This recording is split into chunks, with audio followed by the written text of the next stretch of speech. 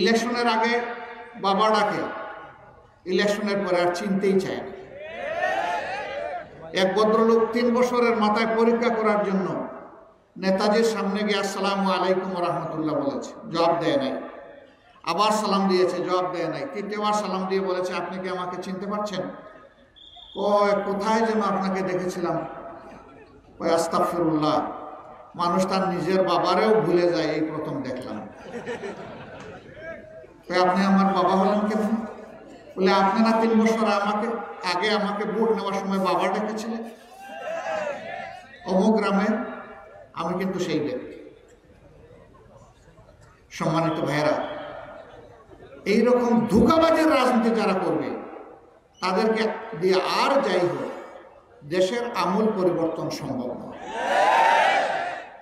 বরঞ্চ যে মানুষটা বিশ্বাস করে আমার প্রতিটি চিন্তা, কথা এবং কাজ এর উপর আল্লাহ তাআলা 2 জন সাক্ষী নিয়োজিত করে রেখেছেন। আমি যদি কোনো কুচিন্তা করি, আল্লাহু আলিমুম বিজাতিস সুদূর, আল্লাহ তাআলা মনের গহীনে গভীরে কি তুমি জাল বুনো সেও আল্লাহ জানেন। অতএব সাবধান। তোমার মুখ থেকে বের হয়ে যাওয়া কথা এখন আর তোমার প্রপার্টি নয়, এখন এটা হয়ে গেছে পাবলিক প্রপার্টি। অতএব কথা বলতে সাবধান। তোমার কাজ তুমি মনে করো না প্রকাশ্যে কিংবা গোপনে, শক্তির বলে দাপটে তুমি যাই করবা সব কিছু সঠিক। নো, যেটা সঠিক সেটা সঠিক, যেটা বেঠিক সেটার জন্য কনসিকুয়েন্স, পরিণতি ভোগ করার জন্য তোমাকে তৈরি থাকতে হবে। কোথায়? দুনিয়ায় না আখিরাতে? না, দুনিয়াতেও। হেয়ার অ্যান্ড হেয়ার আফটার, এই দুনিয়াতেও তার পরিণতি ভোগ করতে হবে, আখিরাতেও পরিণতি ভোগ করতে হবে। দুনিয়া পরিণতি ভোগ করতে গিয়ে আপনারা মাঝে মধ্যে দেখেন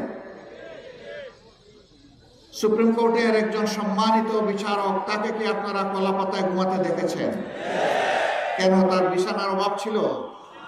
না, বরঞ্চ তার সৎ সাহসের অভাব ছিল, সততার অভাব ছিল, মানবতাবোধের অভাব ছিল, স্বচ্ছতার অভাব ছিল, সুবিচার দেওয়ার অভাব ছিল। এই জন্য তাকে বনে জঙ্গলে কলা পাতার উপর ঘুমাতে হয়েছে। এটি কি পরিণতি নয়? সম্প্রতি 15.5 বছর জাতিকে দারুণভাবে দাপিয়েছেন অনেকে। মাঝে মধ্যে বিনা টিকিট এবং ভিসায় আমাদেরকে বিদেশ পাঠিয়ে দিতেন, যাও তোমরা অমুক দেশে চলে যাও, তমুক দেশে চলে যাও। আল্লাহ সেই ব্যবস্থাটাই করেছেন। যা তারা আমাদের জন্য পছন্দ করেছিলেন, রাব্বুল ইজ্জত তাদের জন্য তাই পছন্দ করেছে। এখন তারাও বিনা ভিসায় বিনা টিকেটে দেশ ছাড়তে অনেকে বাধ্য হয়েছে। অন্যায়। আমরা তাদেরকে বলি, ফিরে আসুন, ফিরে এসে কি করেছেন একটু দেখে যান। আমরা দফায় দফায় জেল কেটেছি। আমাকে অবশ্য মানুষ বলে যে সরকার তো দফায় দফায় আপনাকে জেলের ভাত খাওয়ালো। আমি বলি, না, আমি তো জেলের ভাত খাইনি। কেন? আপনি তো জেলে গিয়েছেন অনেকবার। আমি, হ্যাঁ, জেলে গিয়েছি, কিন্তু জেলের ভাত তো খাইনি। তো এটা কীভাবে সম্ভব? তা আমি বলি যে আলহামদুলিল্লাহ, আমি তো বছর বছর জুড়ে বহু বছর ধরে আমি ভাত এবং রুটি কোনটাই খাইনি। বলে, জেলের ভাত আমার খাইতে হয়নি, জেলের ডাল খেয়েছি, সবজি খেয়েছি, কিন্তু ভাত খাই নাই। আল্লাহ আমাকে রক্ষা করছে।